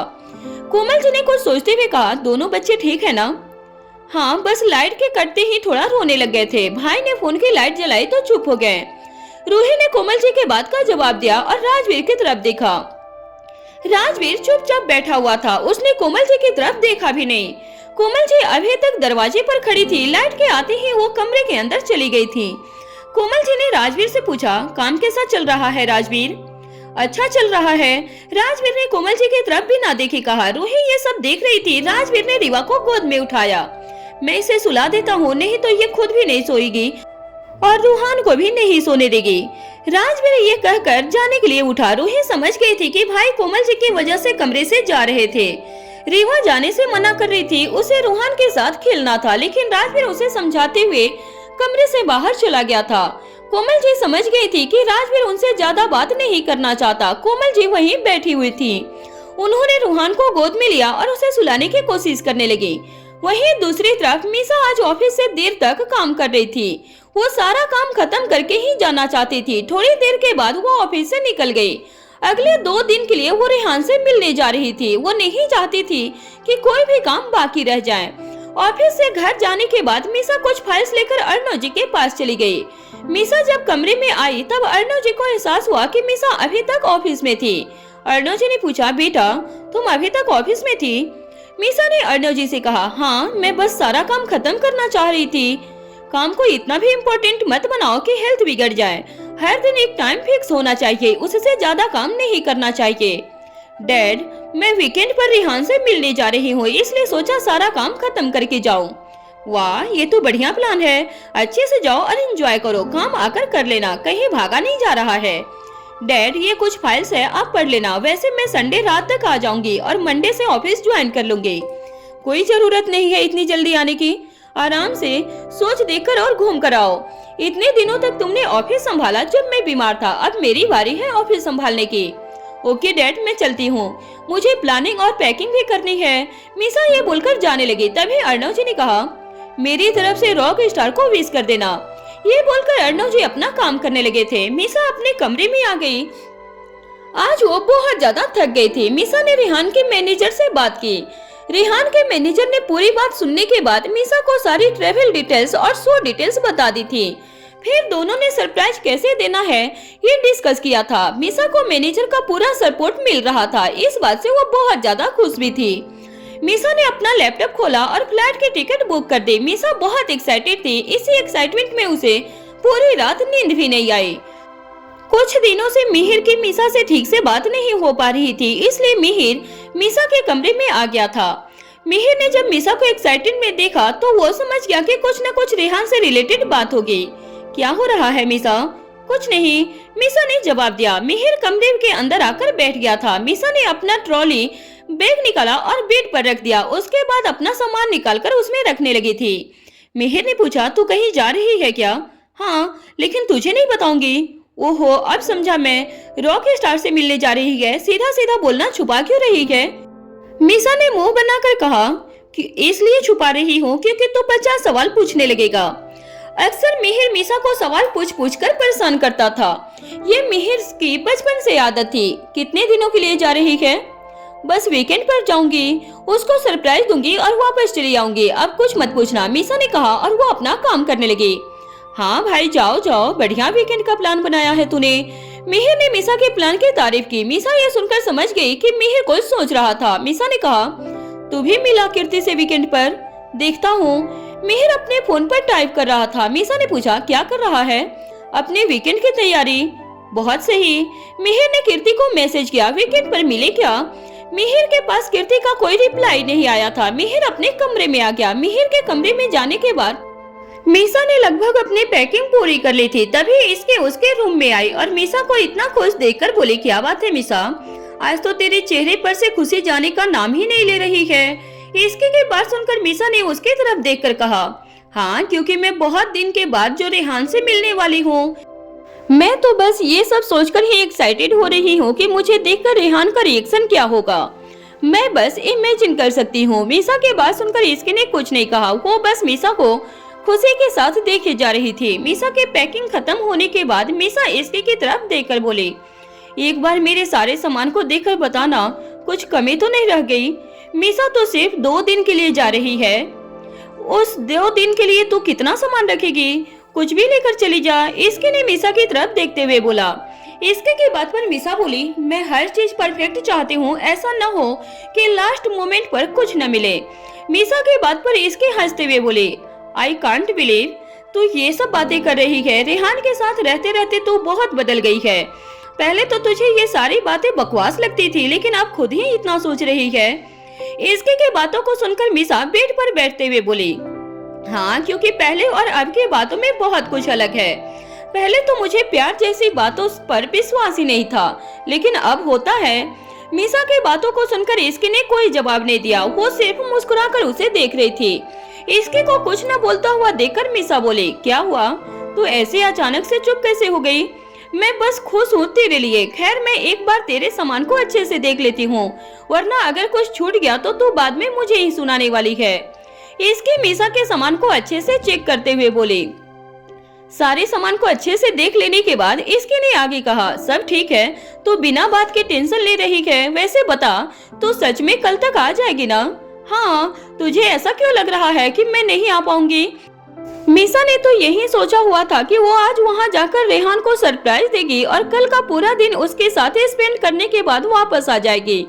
मीसा की बातों का जवाब देते हुए इसकी बोली, वो क्या है ना कि तुम दोनों बहुत दिन बाद मिलने वाले हो, तो क्या पता तेरा मन थोड़े दिन और रुकने का करने लगे, इसलिए पूछ रही थी। इसकी की बात का जवाब देते हुए मीसा बोली, ऐसा कुछ नहीं होने वाला है, मैं कल रात तक वापस आ ही जाऊंगी। अब तो ये बात छोड़ और मुझे ये बता कि रीवा कहाँ है। मुझे उसके साथ थोड़ा टाइम स्पेंड करना है, खेलना है। आजकल रीवा के साथ में टाइम भी स्पेंड नहीं कर पा रही हूँ।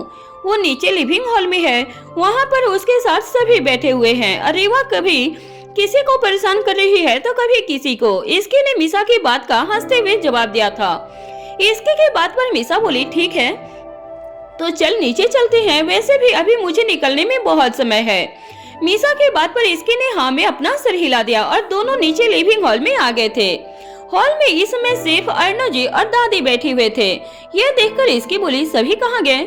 अभी तो सब यहीं बैठे हुए थे, उन्हें काम आ गया और रीवा यहीं खेल रही है। दादी ने इतना कहा, फिर एक दिशा में इशारा किया। इसकी और मीसा उस तरफ देखा जहाँ पर रीवा अपने टॉयज के साथ खेलने में पूरी तरह से बिजी थी। उसे किसी बात की कोई खबर नहीं थी, बस रीवा ने चारों तरफ अपने टॉयज फैला कर रखे हुए थे और उन टॉयज के बीच में रीवा बैठी हुई बहुत क्यूट लग रही थी। मीसा जल्दी से रीवा के पास गई और नीचे उसके पास बैठकर बोली, रीवा आप क्या खेल रही हो? बुई को भी खेलने के लिए दोगी क्या? मीसा की बात सुनकर रीवा ने उसकी तरफ देखा और फिर अपने हाथ का एक टॉयज मीसा की तरफ बढ़ा दिया था। मीसा ने जल्दी से उस टॉयज को लिया और रीवा के साथ खेलने लगी थी। वो बहुत समय के बाद रीवा के साथ खेल रही थी क्योंकि इन दिनों वो अपने काम में थोड़ी बिजी चल रही थी। इसकी उन दोनों को खेलते हुए देखकर सोफे पर बैठ गई। आज छुट्टी का दिन था, जिस वजह से इसकी के पास भी करने के लिए ज्यादा काम नहीं था। अर्णव जी इसकी की तरफ देखते हुए बोले, इसकी अनाथालय का काम कैसा चल रहा है? सब अच्छे से तो हो रहा है ना? अर्णव जी की बात सुनकर इसकी उनके तरफ देखते हुए बोली, हाँ डैड, सब अच्छे से और स्मूथली चल रहा है। कुछ दिन और लगेगा प्रोसेस में, उसके बाद हम अनाथालय ओपन कर पाएंगे। इसकी की बातों को सुनकर अर्णव जी खुश हो गए और खुशी के साथ बोले, ये तो बहुत अच्छी बात है, मैं भी उस दिन का इंतजार कर रहा हूँ जब अनाथालय खुलेगा। अर्णव जी की बात पर इसकी स्माइल के साथ बोले, हम तो पूरी कोशिश कर रहे हैं कि काम जल्दी से जल्दी हो जाए। हो जाएगा, बस पूरी मेहनत के साथ करो। अर्णव जी की बात सुनने के बाद इसकी को और खुशी मिली। कुछ देर बाद बात करने के बाद इसकी मीसा की तरफ देखकर बोली, तुझे रेडी नहीं होना है क्या? खेलती ही रहोगी क्या रीवा के साथ? इसकी के बात पर मीसा ने टाइम देखा और बोले, अभी टाइम है तो ऐसे बीच में हम दोनों को डिस्टर्ब मत कर और खेलने दे। मीसा की बातों को सुनकर इसके का मुंह बन गया और उसने आगे कुछ नहीं कहा था। वहीं अर्णव जी हंसते हुए मीसा से बोले, रीवा के साथ खेलने में किसी को भी मन नहीं भरता है, अगर तुम ऐसे ही खेलती रही तो पक्का अपनी फ्लाइट मिस कर दोगी। अर्णव जी की बात सुनकर मीसा बोली, डैड मैं टाइम देख रही हूँ, डोंट वरी, मेरी फ्लाइट नहीं मिस होगी। मीसा के बात पर अर्णव जी चुप हो गए और वो आगे कुछ नहीं बोले। वहीं इसकी बोली, हाँ ऐसे ही बोलती रहो और जब लेट होने लगेगी तब भागम भाग करेगी। इसके की बात सुनकर मीसा ने एक गहरी सांस ली और अपनी जगह से खड़ी होकर बोली, ठीक है मैं जा रही हूँ रेडी होने के लिए। इतना बोल मीसा वहाँ से निकलकर अपने रूम तक बड़बड़ाते हुए चली गई। मीसा को ऐसे बड़बड़ाता हुआ देखकर इसकी खुद में बोली, ये अच्छा है, एक तो भलाई करो और ऊपर से बात भी सुनो। इसके इतना बोलकर मीसा के पीछे उसी के रूम में चली गई थी। वहीं दूसरी तरफ साहिल आज घर पर ही था, जिस वजह से नूरी भी आज बुटीक जाने के लिए रेडी नहीं हुई।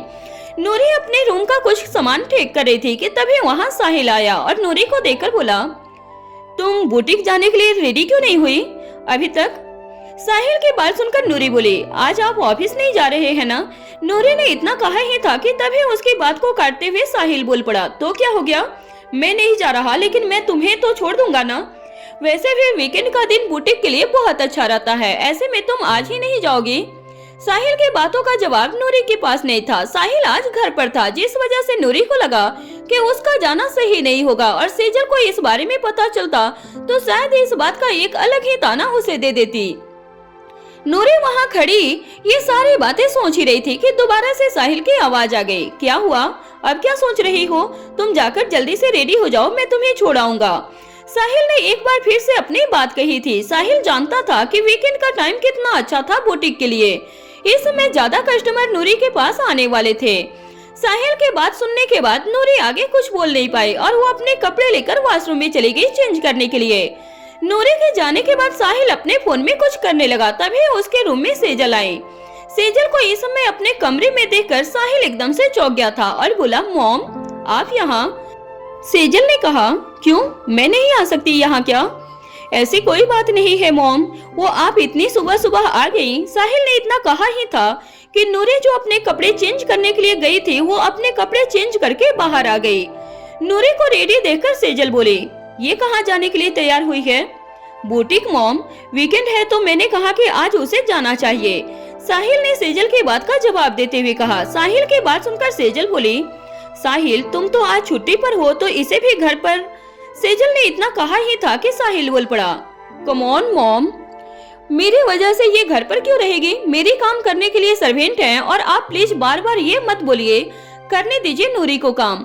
साहिल के बात पर सेजल का मुंह बन गया था, लेकिन वो आगे साहिल के साथ इस टॉपिक को बढ़ाना नहीं चाहती थी, जिस वजह से वो चुपचाप बिना कुछ बोली वहाँ से चली गई थी।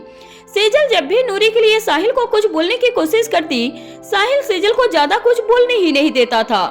सेजल के जाने के बाद नूरी साहिल के पास आकर बोली, वो ठीक ही तो बोल रही थी, आप घर पर हैं तो मेरा जाना सही नहीं होगा।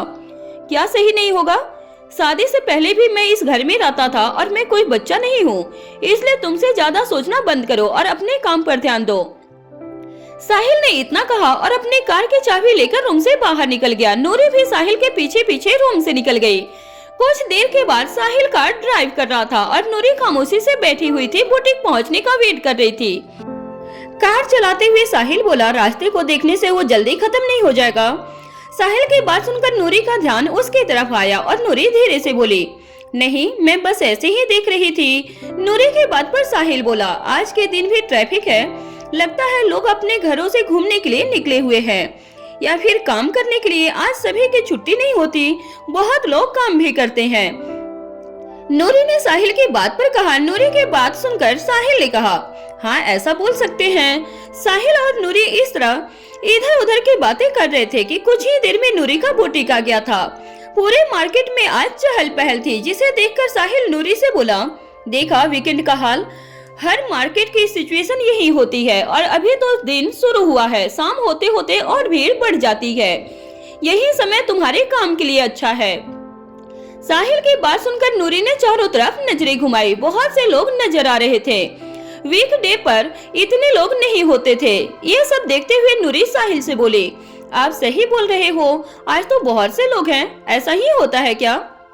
साहिल की बात सुनने के बाद नूरी कार से नीचे उतर गई। साहिल ने थोड़ी देर नूरी को देखा, जो वहीं खड़ी उसके जाने का वेट कर रही थी। नूरी की तरफ देखकर साहिल बोला, शाम को मैं लेने आ जाऊंगा। इतना बोलकर साहिल वहां से निकल गया था। नूरी ने साहिल की कार को जाते हुए तब तक देखा जब तक वो आंखों से ओझल नहीं हो गई। साहिल के चले जाने के बाद भी नूरी बुटीक के अंदर चली गई थी। वहीं सिंघानिया मेंशन में मिसा रेडी हो चुकी थी, लेकिन अभी उसे निकलने में टाइम था, जिस वजह से वो आराम से अपने बेड पर बैठी हुई थी और उसके सामने इसकी थी, जिससे वो बातें कर रही थी। इसकी मिसा से बार बार यही बोल रही थी कि रेहान से मिलने के बाद वो उससे लड़ाई न करने लग जाए। डोंट वरी इसकी, मैं इतने दिन के बाद रेहान से मिलने जा रही हूँ, इसमें मैं क्यों लड़कर दोनों का मूड खराब करूंगी। मिसा की बात सुनकर इसकी ने उससे कुछ नहीं कहा, उसे बस इस बात का डर था, इसलिए वो बार बार मिसा को चेतावनी दे रही थी। इसकी और मिसा बेड पर बैठे थे, तभी इसकी ने कहा, मिसा मुझे पता है तुम मेरी बात को लाइटली ले रही है, लेकिन मैं तुमसे रिक्वेस्ट कर रही हूँ कि तू जितनी एक्साइटेड होकर जा रही है ना, उतनी ही एक्साइटेड होकर वापस आना। इसकी मिसा को अच्छी तरह से जानती थी, इसलिए वो उसे बार बार ये बात कह रही थी। वो सिर्फ यही चाहती थी कि मिसा हैप्पी रहे। इसकी यार, मैं समझ गई हूँ तेरी बात को, वो भी बहुत अच्छे से। तू अब और कितनी तरह से कहेगी एक ही बात को?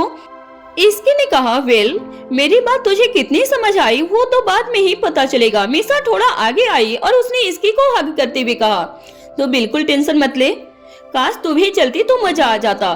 मन तो मेरा भी बहुत है कहीं जाने का मिसा, लेकिन अभी मैं इतना दूर ट्रेवल नहीं कर सकती हूँ कि अनाथालय को कोई भी काम कभी भी आ सकता है। एक बात कहूँ इसकी, तुझमें जो डेडिकेशन मैंने अभी देखा है ना, वो बहुत ही ज्यादा अलग है। मैंने तो कभी सोचा ही नहीं था कि एक दिन हम इतने बड़े हो जाएंगे कि कहीं जाने से पहले भी इतना सोचेंगे। मिसा ने इसकी को अपने दिल की बात कह दी थी। ये तो तूने बिल्कुल ठीक कहा यार, अभी कुछ टाइम पहले की तो बात है, हमें समझ ही नहीं आ रहा था कि आखिर आगे क्या करना है। लेकिन Within 2 months everything has changed. इसकी और मीसा बातें कर ही रहे थे कि तभी मिहिर भी वहां आ गया था। वो अंदर आया तो उसने देखा कि इसकी और मीसा कुछ सीरियस बातें कर रही थी। वो हो, मैं फिर बिना नॉक किए आ गया।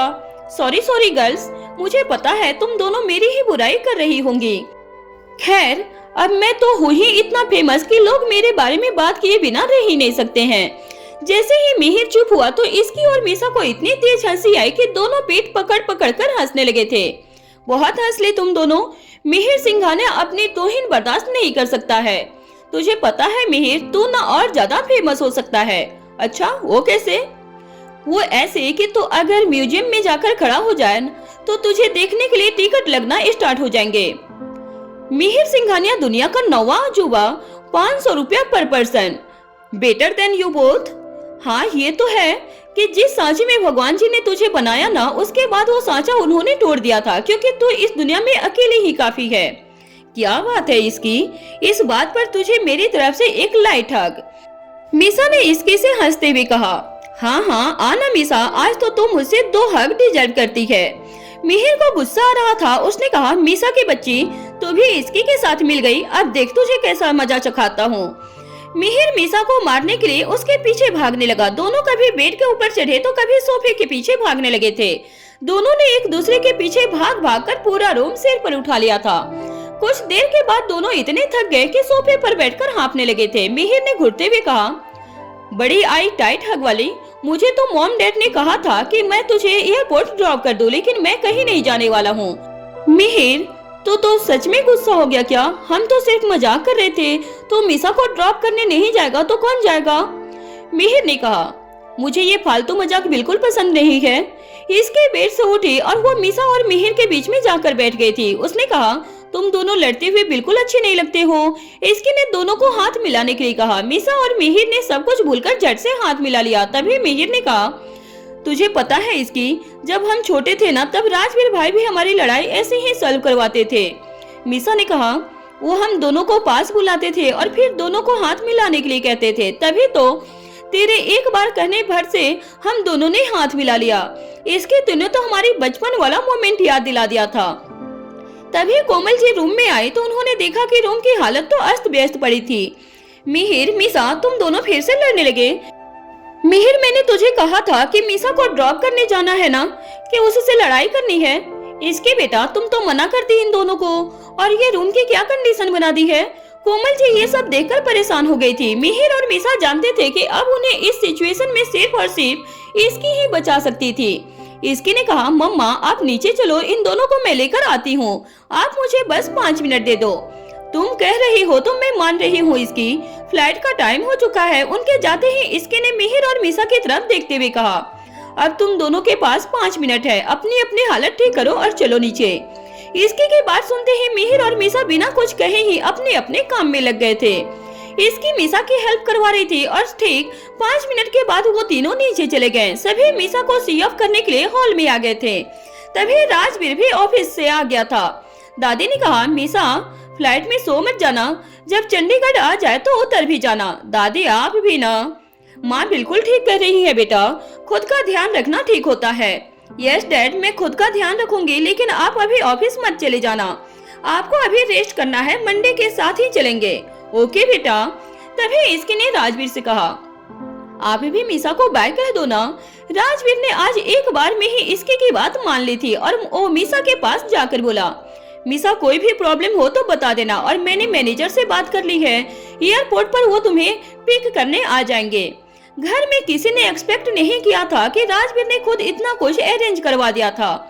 राजवीर की केयरिंग साइड सामने से बहुत कम देखने को मिलती थी। हालांकि वो अपनी फैमिली का पूरा ध्यान रखता था, लेकिन इस बात को वो कभी किसी के सामने जताता नहीं था। इसकी तो अभी बहुत ही ज्यादा हैप्पी थी, क्योंकि आज राजवीर ने उसकी बात मान रखी थी। जी भाई। ये सुनकर राजवीर ने अपने रूम में चला गया था। कुछ ही देर में मीसा और मिहिर भी एयरपोर्ट के लिए निकल गए थे। वहीं दूसरी तरफ इसकी मीसा को सी ऑफ करके अपने रूम में गई तो उसने देखा कि राजवीर फ्रेश अप होकर सोफे पर बैठा था। इसकी राजवीर के पास गई और उसने कहा, आज आपने मीसा के लिए जो किया वो देखकर मुझे और बाकी फैमिली मेंबर्स को बहुत अच्छा लगा।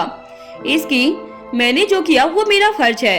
हर कोई अपनी फैमिली को प्रोटेक्ट करके रखना चाहता है, जरूरी नहीं ना इसकी कि हर बात को जाहिर किया जाए, बस उसे कर लेना ही बहुत होता है।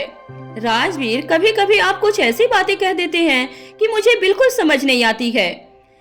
हालांकि इसकी को तो ये बात समझ नहीं आई थी, इसलिए उसका एक्सप्रेशन अजीब सा ही था। राजवीर ने इसकी से कहा, इसकी इतना परेशान मत हो, वक्त आने पर मैं तुम्हें सब बता दूंगा। इसकी राजवीर से इधर उधर की बातें करने लगी थी। तभी राजवीर ने अपने मोबाइल में कुछ निकाला और इसकी को दिखाया। इसकी ने जैसे ही उसे देखा तो वो बहुत ज्यादा एक्साइटेड हो गई थी। वाह राजवीर, मुझे तो यकीन ही नहीं हो रहा है। इसकी ने देखा कि राजवीर ने उन दोनों के लिए एक रिसोर्ट बुक करवा दिया था। यू डिजर्व इट इसकी। इस पूरे हफ्ते तुमने बहुत मेहनत की है, इसलिए छोटा सा ब्रेक तो बनता ही है। इसकी ने राजवीर को गले लगा लिया। उसकी खुशी का ठिकाना ही नहीं था, क्योंकि अभी कुछ दिन पहले ही इसकी ने राजवीर को ये रिसोर्ट फोटो में दिखाया था। अब जल्दी से रेडी हो जाओ, हमें आज ही निकलना है। आई लव यू राजवीर, आप न मुझे हमेशा स्पेशल फील करवाते हो। आई लव यू वाइफी, इसके तुम्हारा आने से ही तो मेरी लाइफ इतनी चेंज हुई है। राजवीर इसकी को अपना लकी चार्म मानता था। उसके हिसाब से उसकी लाइफ में जो कुछ भी अच्छा हुआ था वो इसकी के आने से ही हुआ था। इसकी ने नीचे जाकर सबको अपनी ट्रिप के बारे में बता दिया था। ये सुनकर सभी बहुत ज्यादा खुश हो गए थे।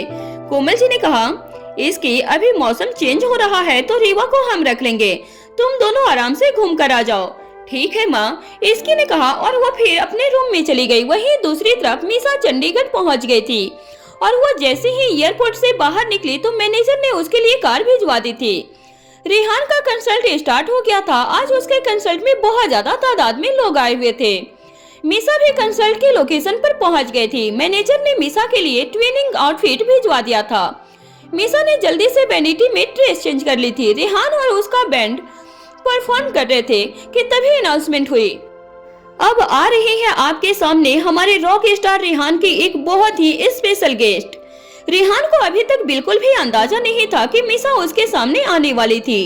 अनाउंसमेंट के बाद लाइट ऑफ हो गई और स्टेज से सेंटर लाइट का फोकस मेन एंट्री पर आ गया था। वहीं क्राउड के बीच में एक्साइटमेंट बढ़ गया था कि कौन आने वाला था। सबकी निगाहें भी मेन एंट्री पर ही टिकी हुई थी।